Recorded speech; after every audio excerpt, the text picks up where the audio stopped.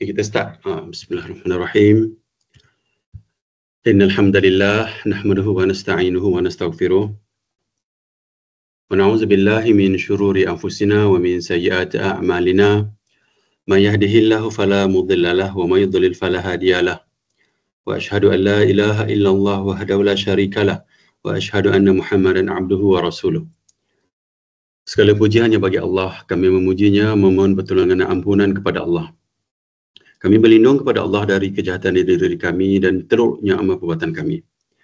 Barang siapa yang Allah beri petunjuk, maka tidak ada yang dapat menyesatkannya, dan barang siapa yang Allah sesatkan, maka tidak ada yang dapat memberinya petunjuk. Saya bersaksi bahawa tiada ilah yang berhak diibadahi dengan benar kecuali Allah semata. Tiada sekutu baginya, dan saya bersaksi bahawa Nabi Muhammad SAW adalah hamba dan Rasulnya. Ya ayyuhallazina amanu taqullaha haqqa tuqatih wa la tamutunna illa wa antum muslimun. Wahai orang-orang yang beriman, bertakwalah kepada Allah dengan sebenar-benar takwa kepada Allah. Dan janganlah kamu mati kecuali dalam keadaan muslim. Ya ayyuhan nasu taqu rabbakumul ladzi khalaqakum min nafsin wahidatin wa khalaqa minha zawjaha wa batha minhuma rijalan katsiran wa nisaa'a. Wattaqullaha allazi tasaaluna bihi wal arham innallaha kana 'alaikum raqiba. Wahai manusia, bertakwalah kepada Rabbmu yang telah menciptakan kamu dari diri yang satu, yakni Nabi Adam atau kita lah. Dan Allah menciptakan pasangannya, yakni Hawa, dari dirinya, nenek kita ni. Dan dari keduanya Allah perkembangbiakkan laki-laki dan perempuan yang banyak, kita lah. Bertakwalah kepada Allah yang dengan namanya kamu saling meminta, dan peliharalah hubungan kekeluargaan, sesungguhnya Allah selalu menjaga dan mengawasimu. Ya ayyuhallazina amanu taqullaha wa qulu qawlan sadida yuslih lakum a'malakum wa yaghfir lakum dhunubakum wa may yuti'illaha wa rasulahu faqad faza fawzan 'azima. Wahai orang-orang yang beriman, bertakwalah kamu kepada Allah dan ucapkanlah perkataan yang benar. Nescaya Allah akan perbaiki amal-amalmu dan mengampuni dosa-dosamu. Dan barang siapa mentaati Allah dan Rasulnya, maka sungguh dia menang dengan kemenangan yang agung. Amma ba'du, fa inna asdaqal hadits kitabullah wa khairul hadi hadi Muhammadin sallallahu alaihi wasallam wa syarrul umuri muhdatsatuha fa inna kullu muhdatsatin bid'ah wa kullu bid'atin dhalalah wa kullu dhalalatin finnar. Sesungguhnya sebenar-benar perkataan adalah kitabullah, yakni Quranul Karim, dan sebaik-baik petunjuk adalah petunjuk Nabi kita lah Muhammad sallallahu alaihi wasallam, yakni sunnah yang sahih. Seburuk-buruk perkara adalah perkara yang diadakan dalam agama. Setiap yang diadakan dalam agama adalah bid'ah. Setiap bid'ah adalah sesat, dan setiap kesesatan tempatnya dalam neraka. Mukadimah saya baca ni dalam dua muka surat ni kan, dua slide ni adalah disebut dengan khutbatul hajjah.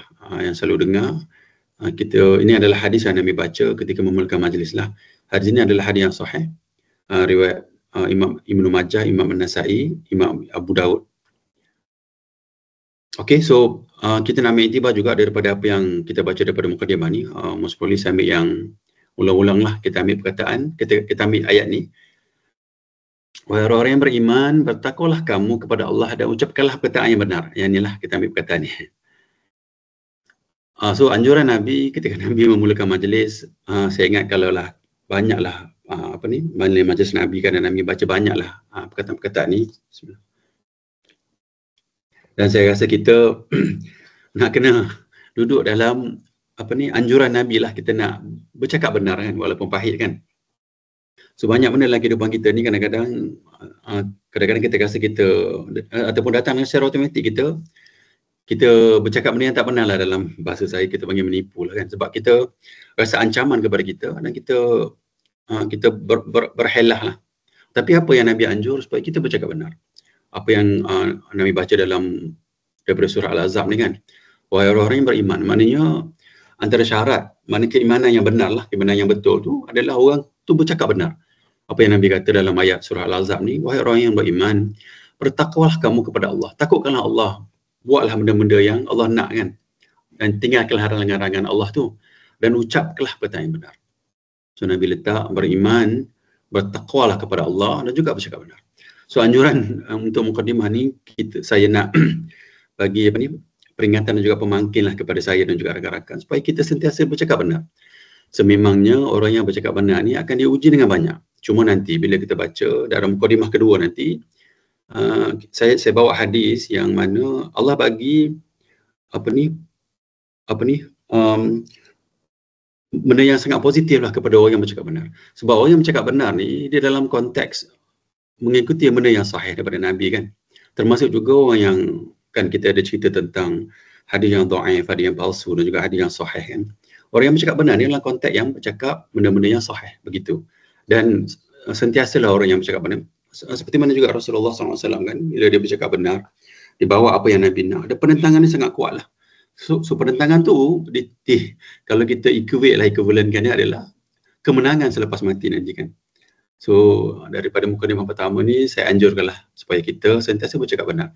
Memanglah kita rasa takut kan, kita rasa dalam bidang kerja kita ni mungkin tindakan orang akan ambil lah. Tapi tak apalah, sebab kita bergantung kepada apa yang Nabi nak. Dan orang yang nak ambil tindakan tu pun adalah makhluk Allah yang dia juga report ataupun dia juga adalah hamba kepada Allah. Dan kita, at least kita berada dalam konteks ni, konteks Nabi sebut kan, wahai orang yang beriman, dan kita bertakwalah kepada Allah. Dan apa Nabi kata, kita hendaklah bercakap benar. Okay, InsyaAllah daripada mukadimah pertama, daripada apa yang Nabi baca ketika memulakan majlis ni, hari ni kita cerita tentang anjuran untuk bercakap benar lah. Kita dengan tazkirah peringatan-peringatan yang berlaku ni, dapatlah sedikit sebanyak kan untuk kita praktislah dalam kehidupan kita. Katalah satu hari nanti pada kebiasaan kita, katalah dalam keadaan tertentu mungkin kita tak bercakap benar kan, tapi kita dah dengar tazkirah ni, kita tak apa, saya nak bercakap benar lah sebab saya dah baca ayat Quran yang saya dengar dan saya nak bercakap benar. Dan kita bercakap benar lah dalam ketika tu, macam tu, supaya ambil iktibar dan juga kita nak guna dalam kehidupan kita seharian kita kan. So apalah ilmu yang kita dapat tapi tak boleh nak guna kan, tak jadi apalah maksud dia. So matlamat ilmu adalah untuk kita guna dalam kehidupan kita, insyaAllah.